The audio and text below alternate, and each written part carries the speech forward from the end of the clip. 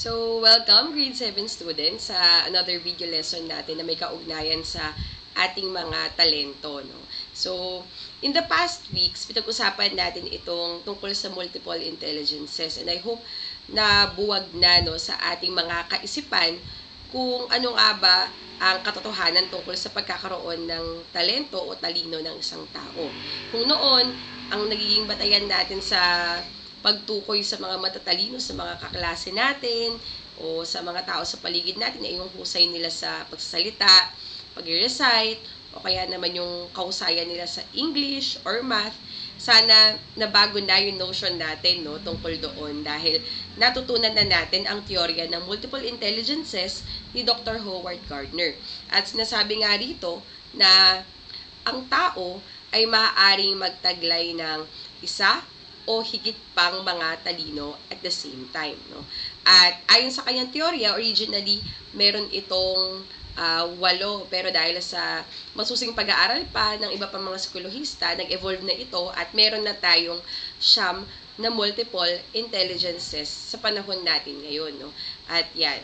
So, andyan ang sa larawan natin, yung 9 na multiple intelligences, and I hope also by this time, natukoy na natin kung alin dyan sa 8 yan yung ating mga taglay. Nang sa ganon, mayroon na tayong self-awareness sa mga talino o talento na meron tayo. Kaya para sa ating discussion sa video lesson na ito ay ating pag-uusapan naman yung mga paraan upang mapaunlad natin yung ating mga talento. At mamaya, pag-uusapan din naman natin kung paano nga ba natin haharapin yung mga kahinaan naman na meron tayo. Yan. So, doon muna tayo sa unang bahagi. No? Doon muna tayo sa pagpapaunlad ng mga talino o talento na meron tayo. At isa sa mga makakatulong sa atin para ma-develop pa yan ay ang ating kaalaman tungkol sa teorya ng connectionism. Actually, itong teorya na ito ay kadalasang inaaral ng mga soon-to-be teachers, ayan, yung mga nagtitake ng education na kurso sa kolehiyo, pati na rin ng mga nagtitake ng psychology courses.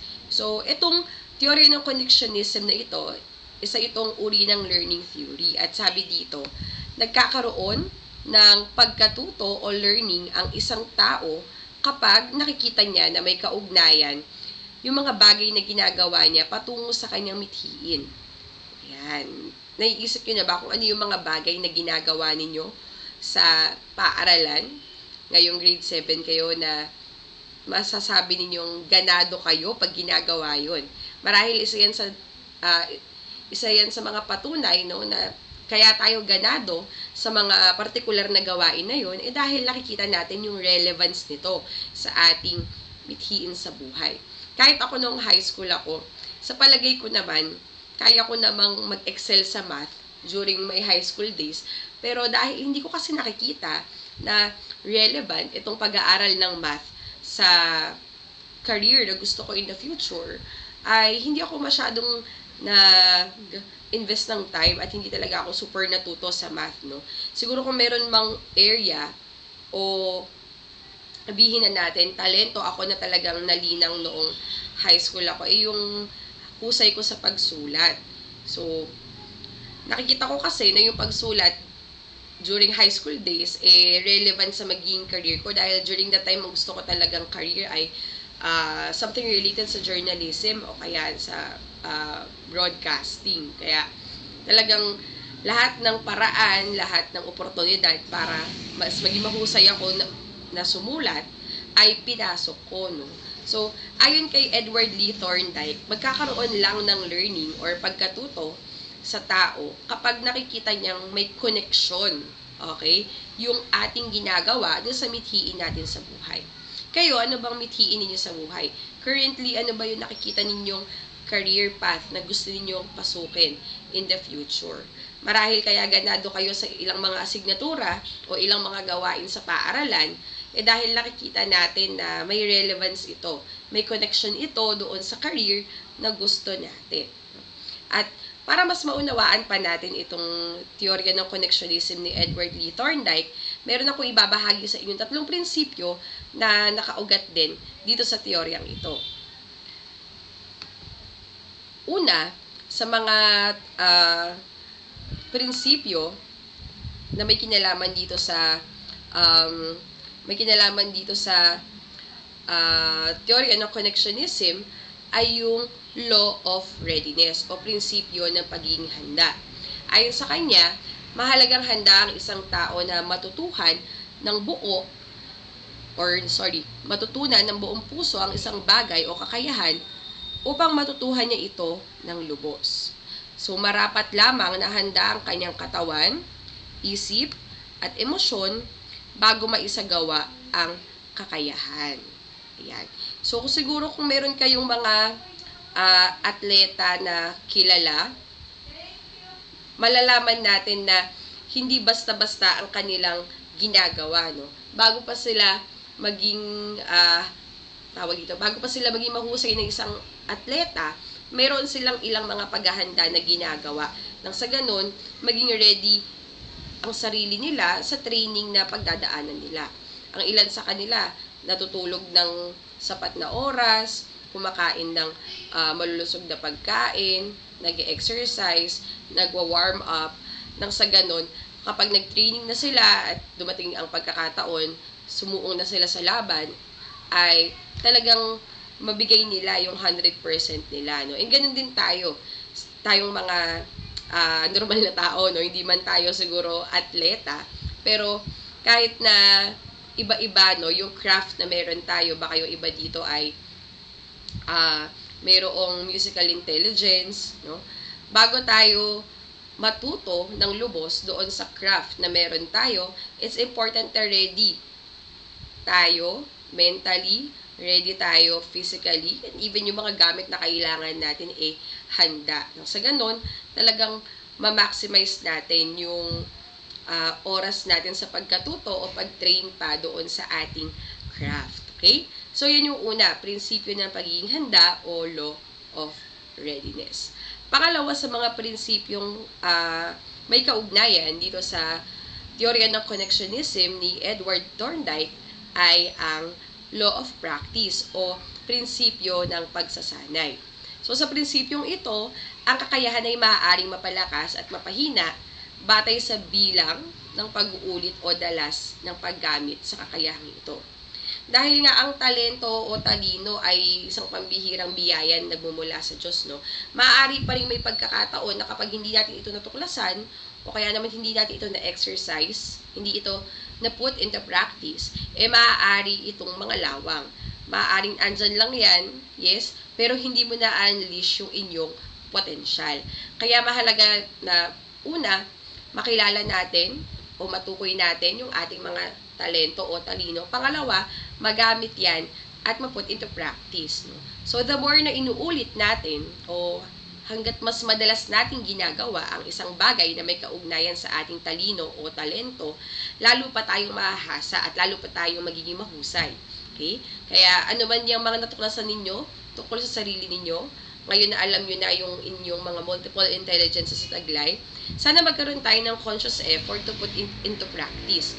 Kung meron bang oportunidad na nilalatag sa atin sa school, sa bahay, sa komunidad natin o sa simbahan para maipakita yung ating mga talento o talino, i-grab na natin yung mga yan, no? At hayaan natin na sa proseso ng patuloy na pagpapractice or pagsagawa nitong ating talino o talento, lalo pa tayong mahasa at mapaghusay pa natin ang ating mga sarili. Okay? So, ang una, law of readiness. Pangalawa, law of practice. Pangatlo, ay ang prinsipyo ng mabuting epekto or law of effect. So, maaari madagdagan ang kakayahan kung ito ay nagbibigay ng magandang epekto o gantimpala pagkatapos gawin ang kakayahan.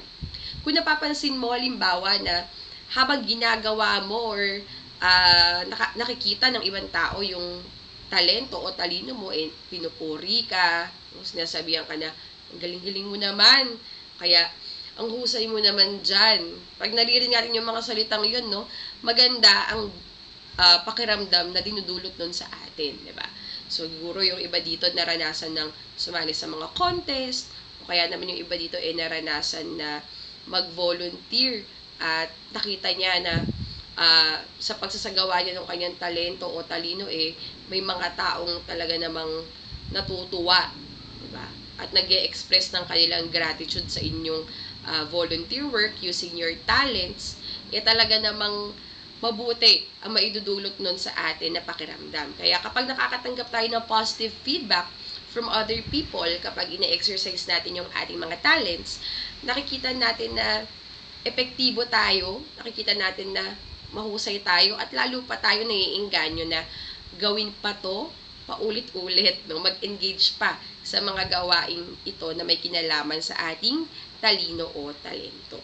Okay? So, yan ang tatlong prinsipyo ng connectionism theory na makakatulong sa atin para mas maging mahusay pa, mahasa pa yung ating mga talento. So, una, law of readiness. Pangalawa ay ang law of practice. Pangatlo ay ang law of effect.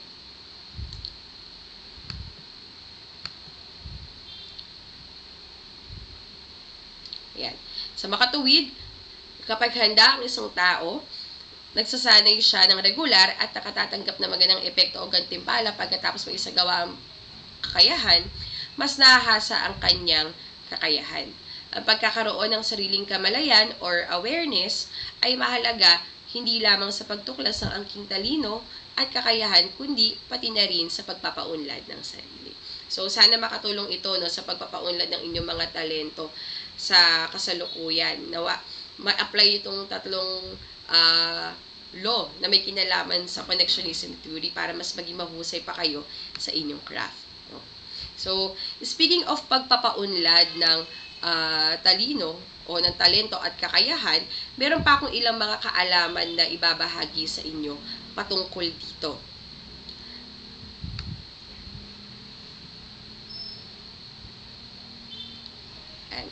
So, isa sa mga psikolohista na nagkaroon ng pag-aaral patungkol dito, si Dr. Anders Ericsson, ang nakakita, no, ng ugnayan ng law of practice doon sa resulta ng kanyang pag-aaral.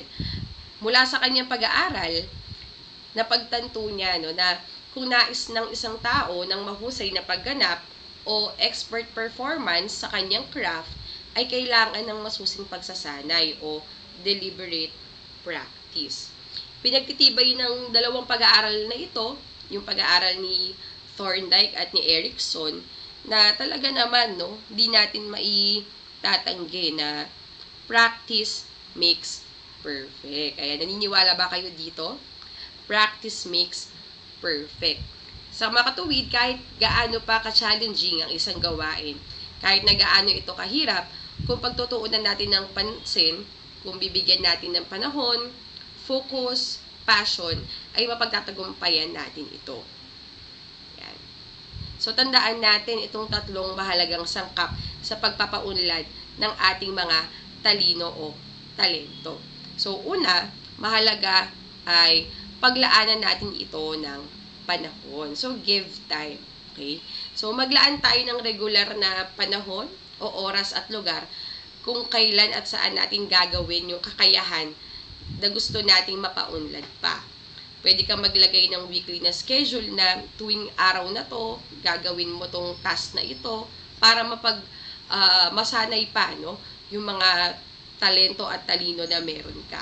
Pwede naman kung gusto mo araw-araw maglaan ka ng oras, no, na every 6 PM, ano man ang mangyari, maganda man ang panahon o hindi, tinatamad ka man o ganado ka, ano man ang kondisyon mo, except syempre kung may sakit ka at emergency, di ba? Ay magpa-practice ka doon sa craft na meron ka. Halimbawa, ang craft mo ay pagdodrawing. So, every 6 PM, every day, talagang mag-commit tayo na gagawin ko to, magpa-practice ako mag-drawing para mas maging mahusay ako. Maglaan ka ng panahon at specific na lugar kung saan mo ito gagawin. Okay? Pangalawa, ibigay natin ang ating tuon o focus. So, ibigay natin yung 100% natin sa ating ginagawa at wag nating hahayaan na mawalan tayo ng focus dito. Kung ikaw ay naglaan halimbawa ng 30 minutes every day to practice your craft, tuwing 30 minutes na yon ng buhay mo, wag mong hahayaan na may ibang aagaw ng atensyon mo at ng commitment mo, no? Nang sa ganun, mas maisagawa mo ito ng may quality at ng mas maayos. Okay? Pangatlo, laging tatandaan na lakipan natin ng pagmamahal itong ating ginagawa. Ano man yung talento o talino na meron ka, feeling mo man yan ay significant o hindi, maliit man yan o malaki, lagi mong ilalagay ang puso mo dito. Lagi nating lalagyan ng passion itong ating ginagawa natin. Kahit na anong galing mo, kahit na anong husay mo, nawawala ng kabuluhan yung ating ginagawa kung hindi natin ito bibigyan ng pagmamahal. So, yan ang tatlong sangkap, no, na maaari nating tandaan kung gusto talaga natin maging mahusay sa ating ginagawa sa araw-araw. Specifically sa mga talento o talino na meron tayo. Okay? So, ayan. So, to end this part, itong bahagi lang na ito, ayan. Hindi sapat na ikaw ay may karunungan at kahusayan kung paano gawin ang isang bagay. Bagkus, nagiging makabuluhan ang bawat gawain kung bibigyan ito ng pagmamahal. Ayan.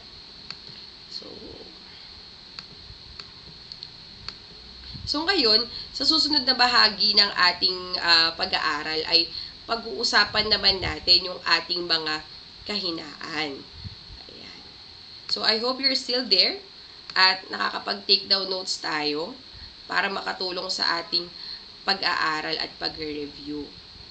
Ayan. So kapag pinag-uusapan ng kahinaan, natatakot ba kayo na pag-usapan to? May ilang kasing mga tao, no, pag pinag-uusapan ang kahinaan, ay feeling nila sila ay mahuhusgahan o minsan yung tiwala nila sa sarili nila nagdadwindle, no? Nagbabago kapag kahinaan na pinag-uusapan. Kasi madaling ipagmalaki yung mga kalakasan o yung mga strengths, yung mga kakayahan, talino, talento natin. Pero hindi natin madalas sa pag-uusapan itong ating mga kahinaan. So kung ganun na lang kahalaga na malaman natin kung ano ba yung ating mga kalakasan, ganun din kahalaga na mapag-usapan natin kung ano ba yung mga kahinaan natin at kung paano ito malalampasan. No? Dahil bahagi na ng ating pagkatao itong ating kahinaan, marapat lamang na itrato natin itong mga kahinaan or weaknesses na meron tayo na mga stepping stones upang mapabuti pa ang ating pagkatao. So ngayon pag-usapan natin itong kahinaan. Pag-uusapan natin sa puntong ito kung ano nga bang ibig sabihin nito at kung paano nga ba ito maaaring makaapekto sa pag-unlad ng kakayahan ng isang tao. Yan. So, una, dun muna tayo sa definition ng kahinaan. Ayan. So, ang kahinaan ay isang normal na katayuan o kalagayan ng isang tao na nagpapakita ng kakulangan at karupukan nito. Minsan kasi tayo pag tinatanong kung ano ba yung ating mga kahinaan, minsan iniisip natin kahinaan ko halimbawa ang kahinaan ko halimbawa yung pamilya ko, o kaya weakness ko halimbawa pera, kaya ba weakness ko ay yung crush ko, no?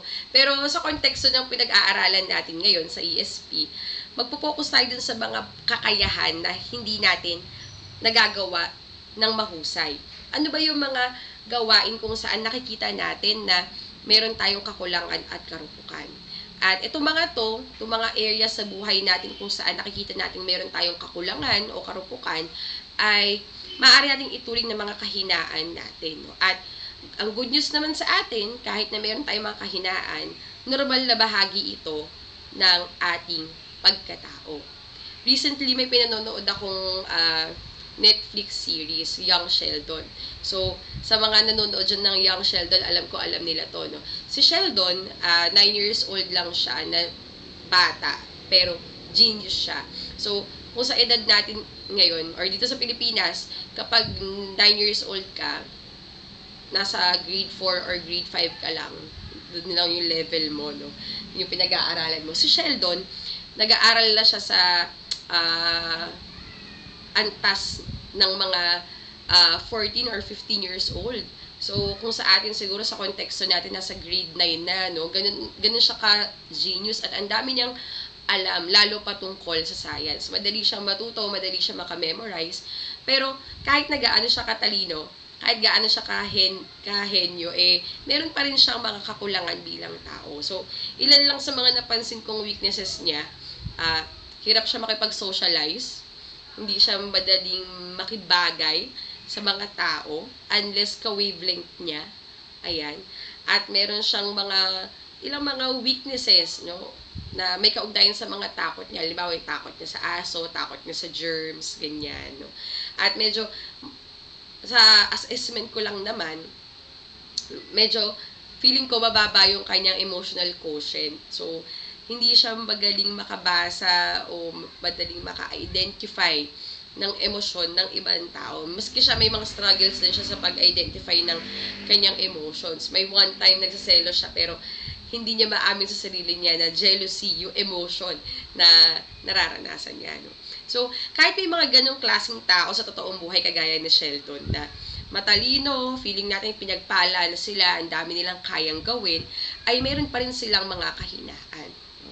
Minsan ang kahinaan naiisip natin na weakness yung pagkakaroon ng physical disability, yung mga kapatid natin sa magsasaysay, kung nakakasalubong kayo ng mga hearing impaired, or kung kayo ay nakakasalubong sa labas ng mga visually impaired, o kaya mga may impairment sa katawan, hirap makalakad, etc.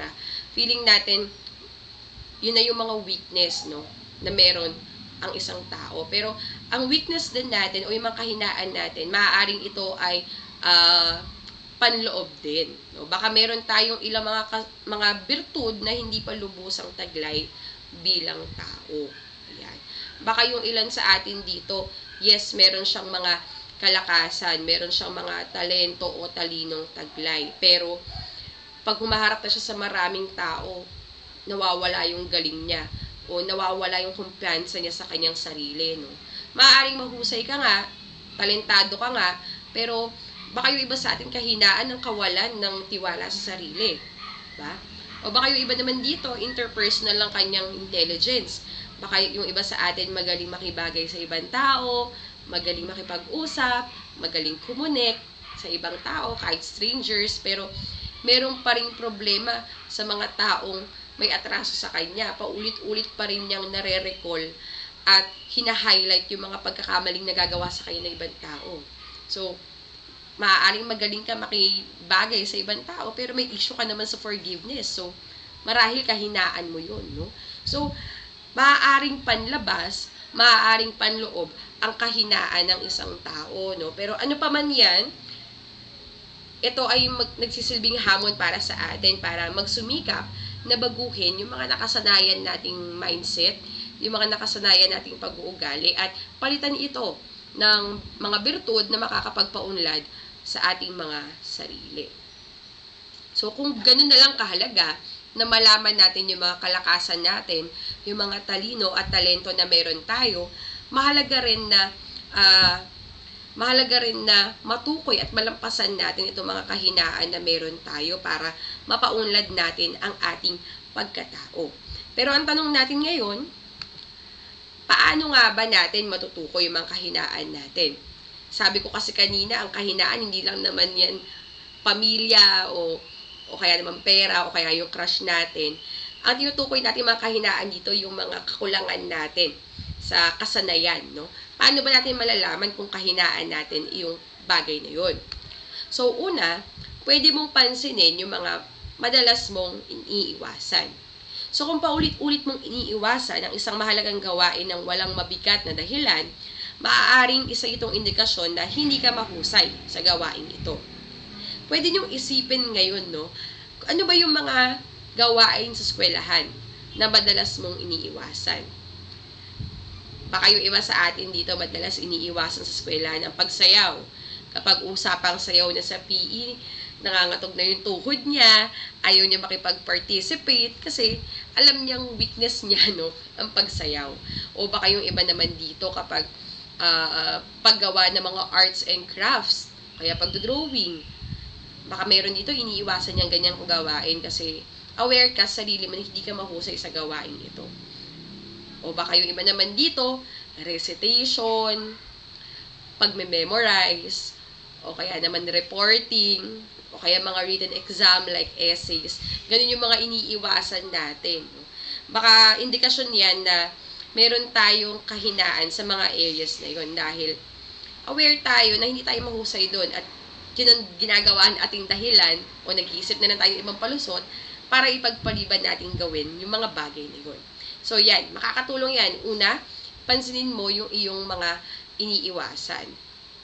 Pangalawa, suriin mo yung mga magkakaparehas na puna. Hindi natin maiiwasan na may mga tao sa paligid natin, gaya ng mga teachers natin, or ng mga magulang natin, o ng mga kaibigan natin, na nagbibigay ng mga unsolicited comments, no, tungkol sa atin. Kung magkakatulad yung mga sinasabi sa iyo ng iba't ibang mga tao, maaaring indikasyon ito na may kailangan kang ayusin sa aspetong ito. Lately, meron ako nakausap ng isang estudyante. Ito naman ay out of concern ko sa kanya kasi napapansin ko, hindi siya nagno-notes, tahimik siya sa klase. Though, bilang teacher, kung kayo din siguro, guro, matutuwa kayo kapag tahimik ng estudyante niyo. Pero syempre, hindi mo naman kasi alam ang tumatakbo sa isip ng tao. Pwedeng na nakikinig siya sa'yo, nakafocus siya, paring lumilipad yung isip niya. So, tinanong ko siya, no, kung bakit di siya nagno-notes, ba't di siya nagre-recite, tahimik lang siya sa klase, may naiintindihan ba siya. So, sabi niya, okay lang naman daw siya, wala naman daw problema, nakikinig naman siya. Pero, mahiyain daw talaga siya at hindi lang ako yung teacher niya na nagsabi nun, pero may ibang teachers din na nag-raise sa kanya ng ganung concern. Ayan, hindi siya pala-recite. No? So, kung hindi lang isang tao nagsasabi sa'yo ng ganung klaseng comment, hindi lang isang tao ay nagsasabi sa'yo ng mga areas kung saan kailangan mo pa na i-improve, marahil yan ay tumutukoy sa mga kahinaan na meron tayo. Baka kailangan nating ayusin yung ating pagganap sa ating mga gawain sa aspetong yun. No? So, pwede nyo i-note yan. Ano ba yung mga comments nila patungkol sa inyo? Pangatlo, maghanap ng taong hindi mahihiya magsabi sa'yo ng totoo. Pwedeng mga magulang mo yan, pwedeng mga kapatid mo, pwedeng mga kaibigan mo, not necessarily yung mga best friends natin. No? Pero, ang mahalaga, mga tao mapagkakatiwalaan at hindi takot magsabi sa atin ng mga bagay para sa ikauunlad natin. May ilang kasi sa atin allergic sa constructive criticisms. Pag sabi natin constructive criticisms, ito yung mga komento, opinion o puna ng mga tao na binibigay sa atin for us to improve. May ilan kasi nagbibigay ng mga komento for the sake na manghina yung loob natin, hindi na tayo magtiwala sa sarili natin o itigil natin ginagawa natin. Pero may mga taong concerned sa atin, nagmamahal sa atin, na nagbibigay ng mga constructive criticisms para mapabuti pa natin ang ating mga sarili.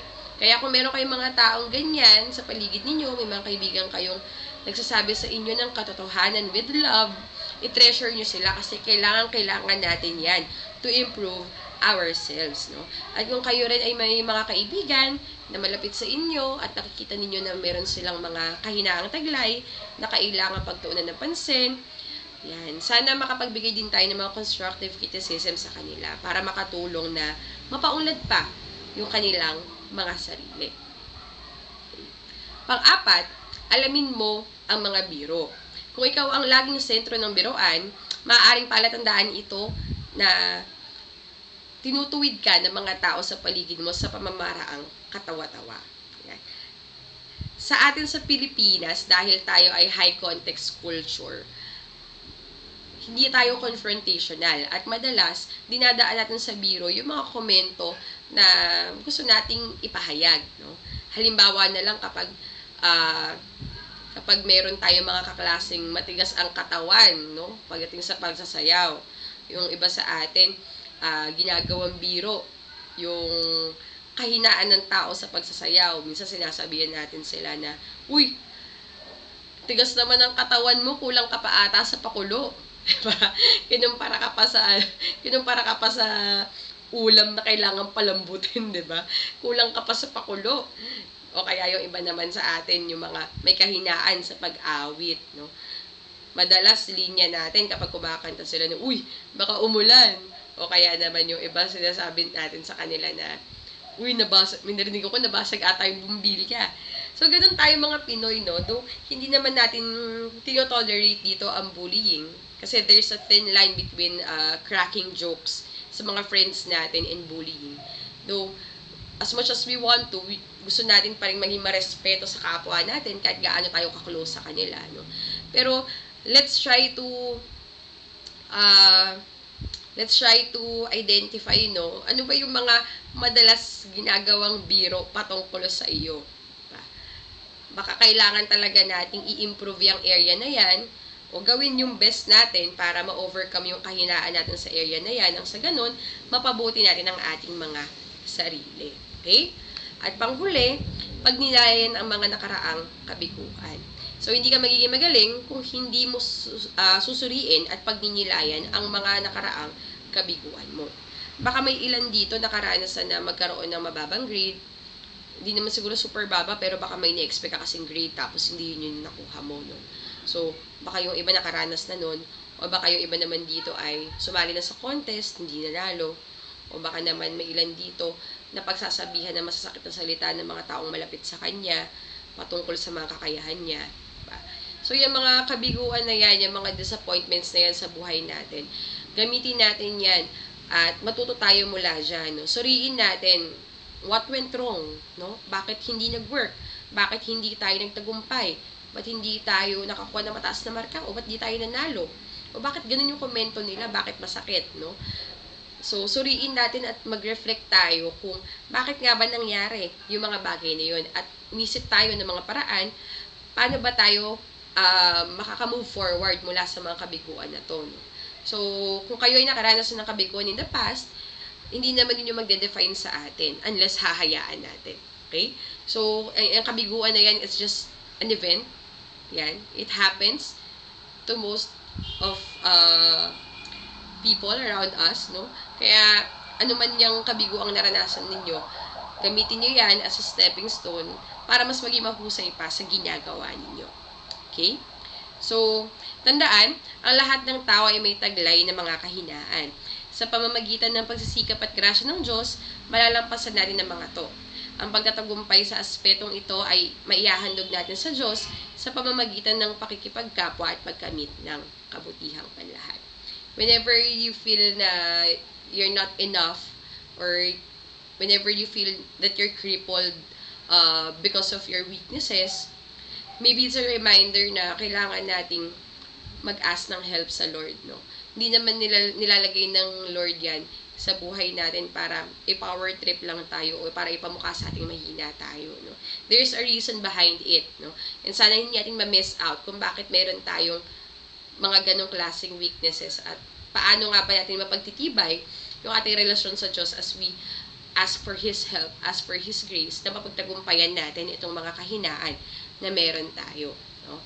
And above all, kaya natin tinatalakay itong mga paksa tungkol sa mga kakayahan at talinong meron tayo, talento, pati na rin yung mga kahinaan natin, dahil nais natin na ma-develop sa atin yung ating tiwala sa sarili o self-confidence.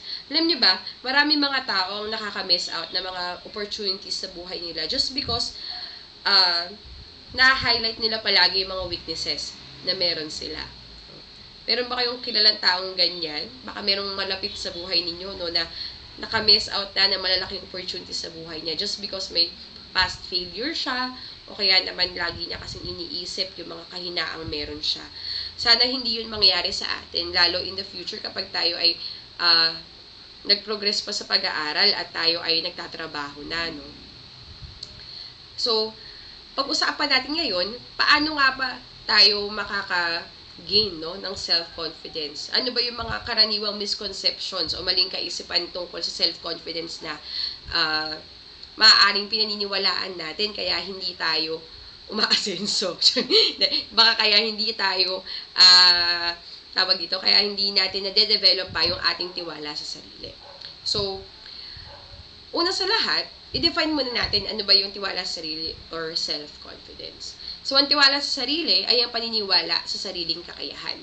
Mahirap magkaroon ng self-confidence kapag ang lagi mo nilang iniisip ay yung mga kahinaan mo.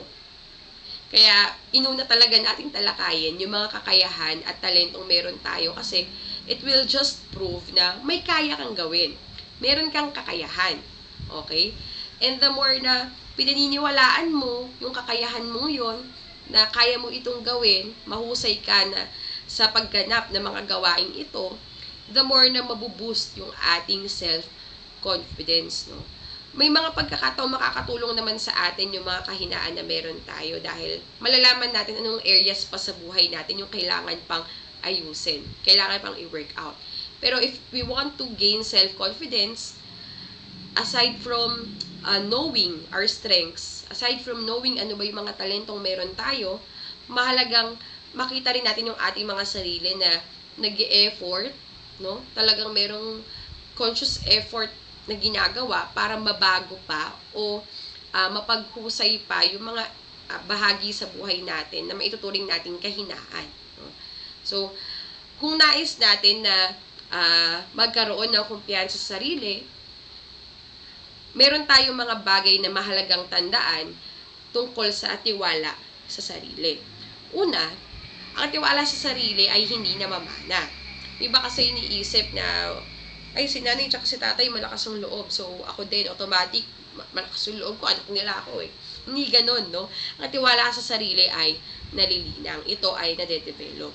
Siguro kung dati, nung elementary kayo, medyo mahiyain kayo at feeling nyo wala kayong kayang gawin, wala kayong mga kakayahan at talento, sana ngayon habang nagpo-progress tayo at nasa grade 7 na tayo, no? Lalo tayong nakukonvince na meron akong kayang gawin, meron akong kakayahan na maaaring ibahagi sa iba, no? And with that, sa mga susunod pa mga taon, sana patuloy nating ma-develop pa yung ating tiwala sa sarili habang mas nakikilala pa natin yung ating sarili. Okay? So, yan po ay nade-develop, hindi na mamana. Pangalawa, hindi ito pang kalahatan. Hindi ito black and white, no? Na para bang it's either may tiwala ka sa sarili o wala. Hindi ganon. Dahil maaaring may iba't iba tayong antas ng tiwala sa sarili sa iba't ibang sitwasyon at gawain. So, yung iba sa atin siguro dito, pag-usapang math, no? Talagang confident ka sa sarili mo kasi ang galing-galing mo sa math.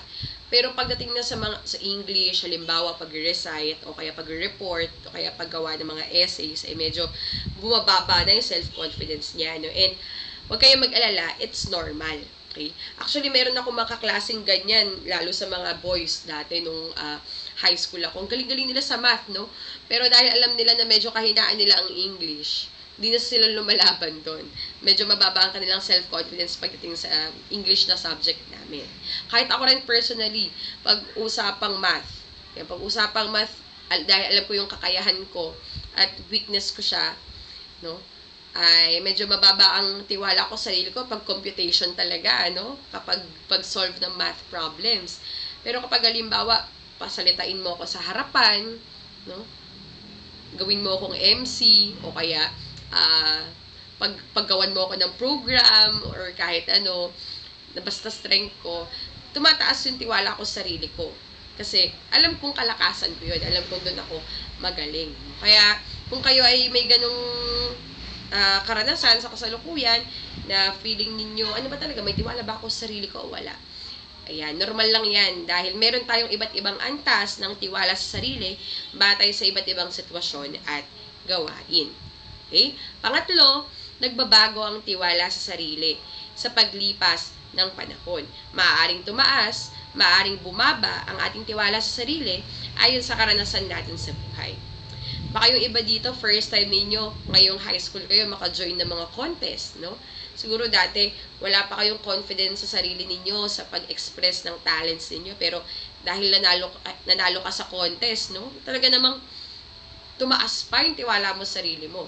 Dahil yan sa pagkapanalo mo. Yan yung karanasan sa buhay na sinasabi natin. O baka yung iba naman dito, tiwala siya sa sarili niya, talagang confident siya, no, na mahusay siya, pero nung sumali siya ng contest, natalo siya. Maaring maging dahilan din ito para bumaba yung ating tiwala sa sarili dahil sa particular na karanasan na yun. Kaya baka yung iba sa atin dito, nakakalungkot. Pero, ewan ko, nagiging kultura na ng mga kabataan ngayon kapag merong mga kaklase sila na pala recite, active sa recitation, active sa discussion sa klase. Yung iba, sinasabihan na, ay, Jollibee yan eh. Yung kaya, ay, bida-bida yan eh. Yung iba, ganun ang nagiging dating sa kanila at ganun yung mga side comments na meron sila, no?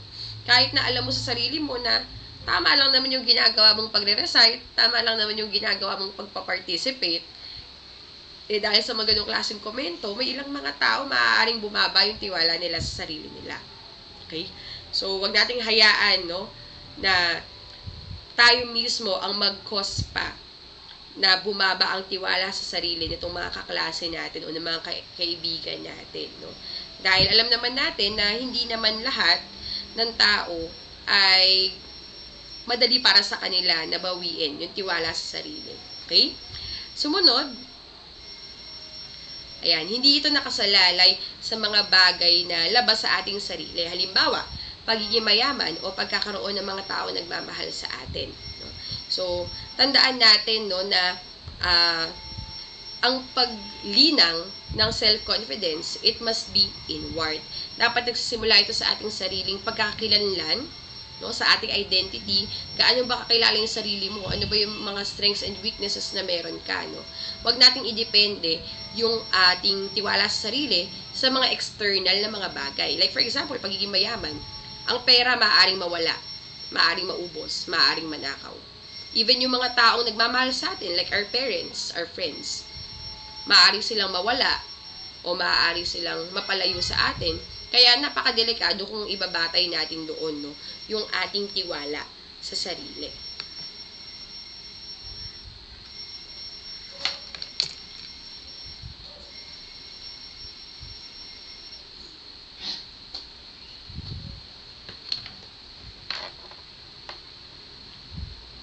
Ayan. So, like for example, no, alam naman natin hindi naman forever na nandyan yung parents natin. Paano kung ikaw yung tipo ng tao na inaangkla mo yung self-confidence mo sa mga parents mo? Paano kung sooner or later mawala sila, bawiin ng Diyos sa kanilang buhay? Diba? So, ibig sabihin ba nun, titigil ka na magtiwala sa sarili mo? Diba?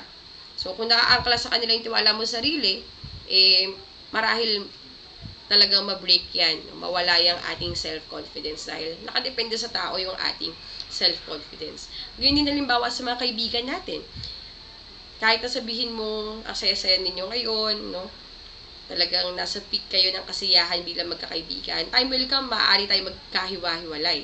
Maaaring yung iba sa atin ay mapunta sa ibang sections, yung iba lumipat ng schools, lalo kung tayo ay nag-senior high school na, no? At paano yun kapag bagong paaralan, talagang wala ka talagang kakilala ni isa, 'di ba? So, napakadelikado kung ibabatay natin o idedepende natin yung confidence natin sa ating sarili sa mga bagay o sa mga tao na maaaring mawala sooner or later. Kaya, ayan, wag nating idepende sa kanila ito, no? Ayan.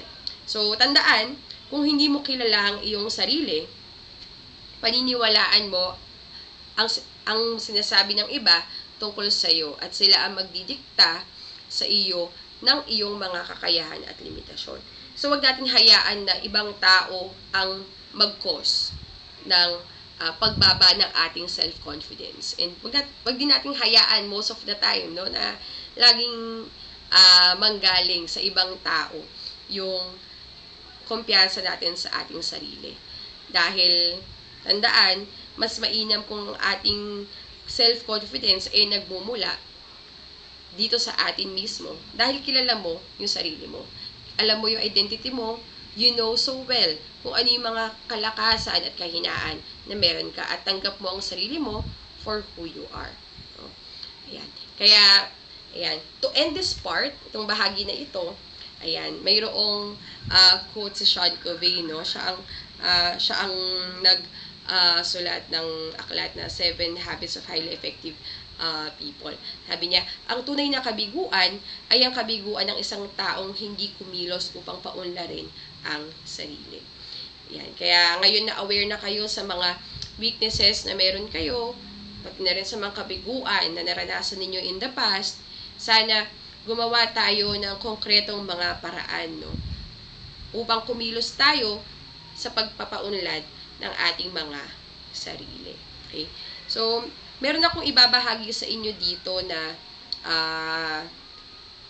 tawag dito na mga hakbang na maaaring makatulong sa atin sa yugto na ito. Ngayon na alam na natin yung mga strengths and weaknesses natin, ano kaya yung mga maaari natin gawin para mapaunlad ang ating sarili? Ayan.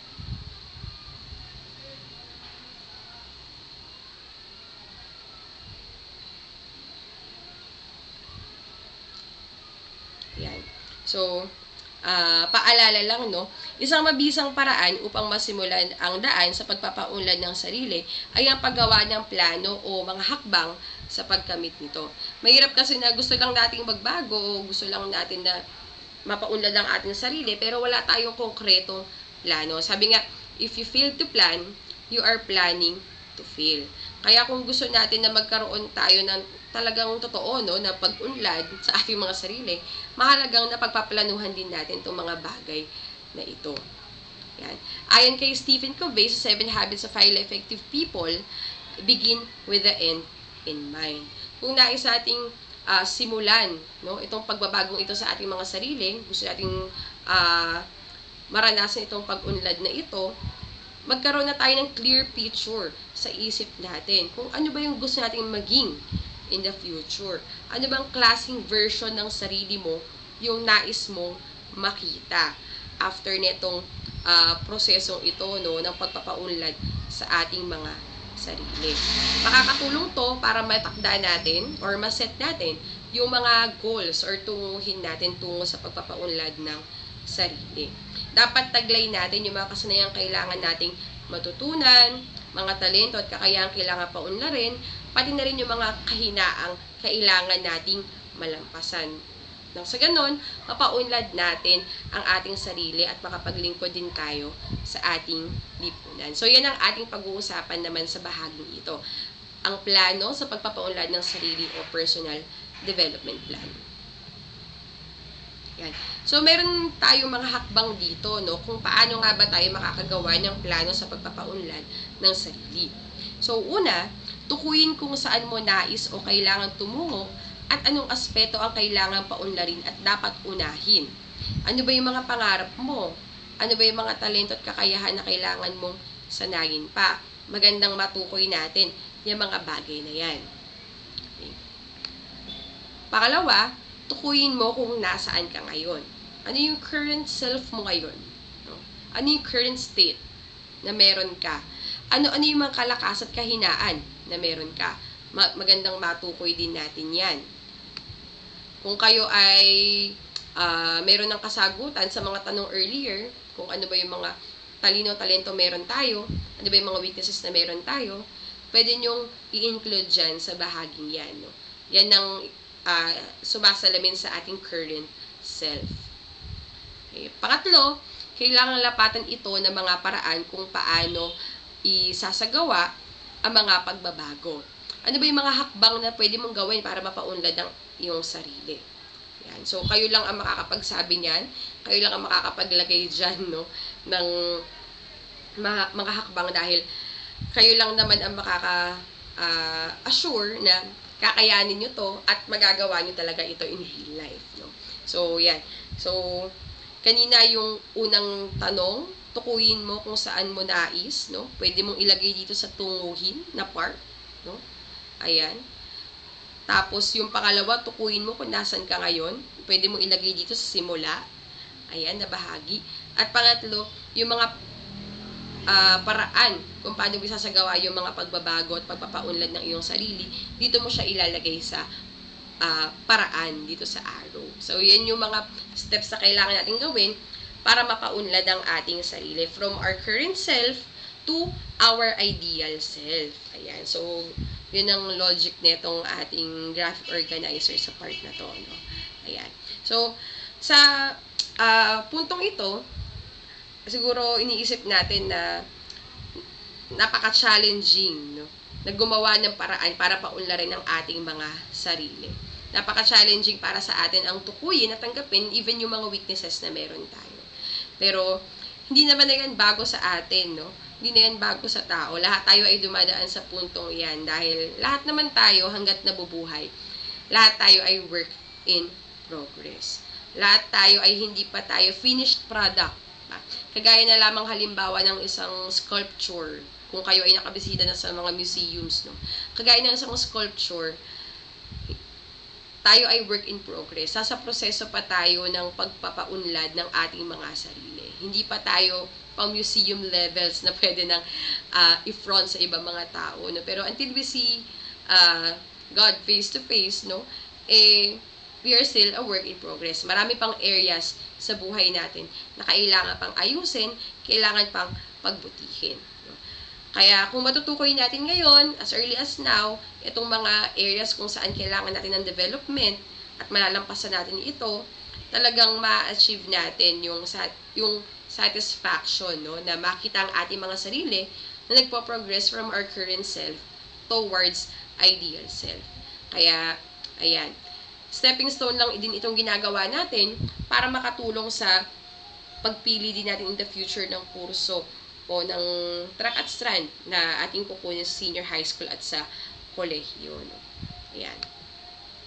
So, bago tayo mag-end, meron akong ibabahagi sa inyo na kwento. No?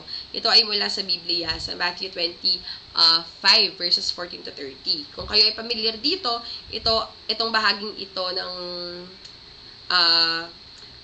Book of Matthew, no, ay pinamagatang Parable of Talents.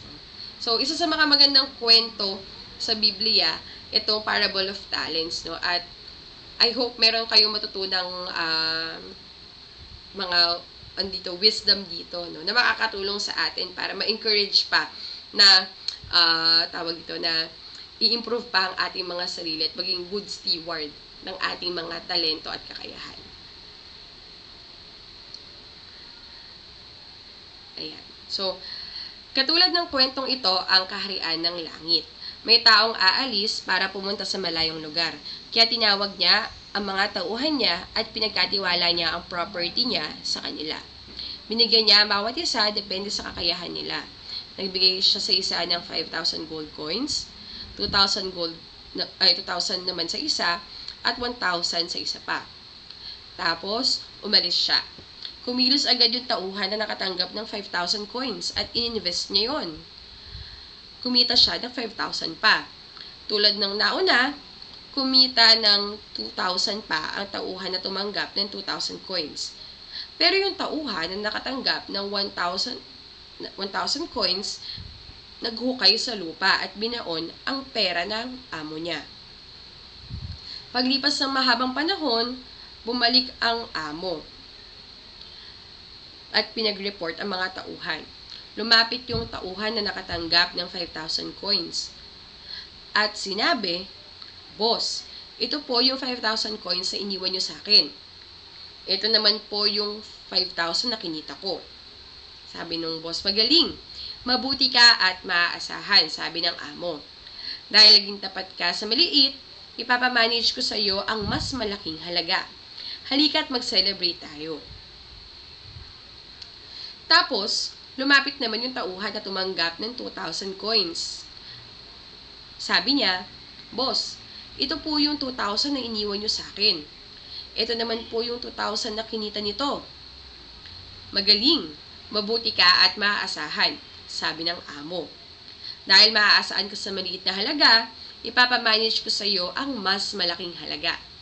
Tara, mag-celebrate tayo." Tapos, lumapit naman ang tauhan na nakatanggap ng 1,000 coins. "Boss, alam ko po na mahigpit kayo at namimitas kayo ng bungang hindi nyo naman tinanim at hina-harvest nyo ang hindi nyo naman hinasik. Natakot po ako, kaya binaon ko na lang ang mga pera nyo sa lupa. Ito po ang 1,000 coins nyo." "Masama at tamad na tauhan," sabi ng amo. "Alam mo naman pala na pumipitas ako ng mga hindi ko tinanim at nag-harvest ako ng hindi ko hinasik. Dapat dineposit mo na lang yung pera ko sa bangko. Kumita pa sana. At makukuha ko lahat yun na may interest pa. Ngayon, kunin niyo ang pera sa kanya at ibigay dun sa may 10,000 coins. Dahil lang meron ay bibigyan pa at magkakaroon ng sagana. Pero yung wala, kukunin kahit ang konting meron sa kanya. Itapon nyo ang walang kwentang tauhan na yan sa kadiliman. Hahagulgol siya doon at manginginig sa sobrang hirap. So, anong lesson ba yung maaari nating makuha mula dito sa parable of the talents? Isa sa mga gusto ko i-highlight na verse dito, sabi doon, sapagkat sa sino mang meron nito, ay bibigyan pa siya at magkakaroon ng sagana.